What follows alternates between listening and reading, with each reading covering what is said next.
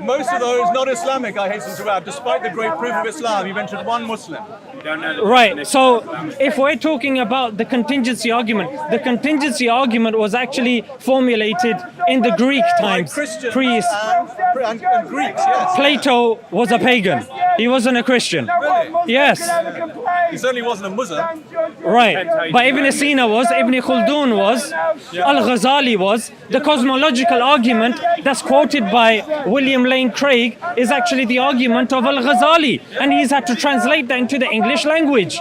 He wasn't a Christian. Ghazali wasn't very popular with the hadith collectors. Now you're going to a different criteria. Was he a Christian or a pagan or a Greek? Who, sorry? Al-Ghazali, sir. Al-Ghazali. He was not. He was a Muslim. Yes. Many Muslims Ibn regard him as a Taymiyyah, heretic. was he a Christian? No, Al-Ghazali was not a heretic. You like Ibn Taymiyyah? Yes, of You course. like him a lot. Yes, we do.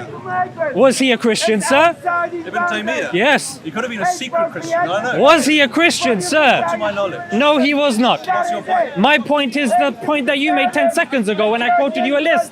You said they're not Christians. Yeah, then you- Well, now I've given then you you the brought up- question back, showing that you had no point. It was a moot point. Now, coming back to my original point, can you have an infinite regress of dependent things, or does there have to be an end to that chain, sir? It does not have to be an end to the chain. Sorry? It does not have to be an end to the chain. Well, I can speak to you about that afterwards.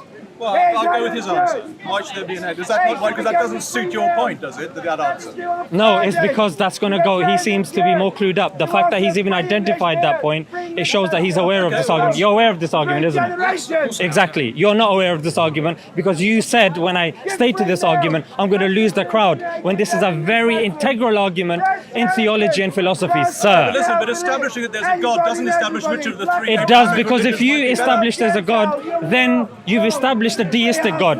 Then it brings me on to a secondary argument, which is, sir, I told you I'll speak to you afterwards, yeah?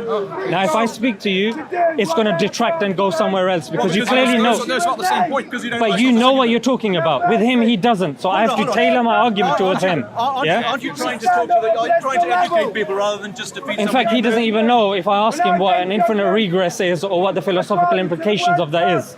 You probably would know that. So with you, our conversation would go somewhere else. So It with sounds like a more interesting conversation. look, no, there's no need to run away.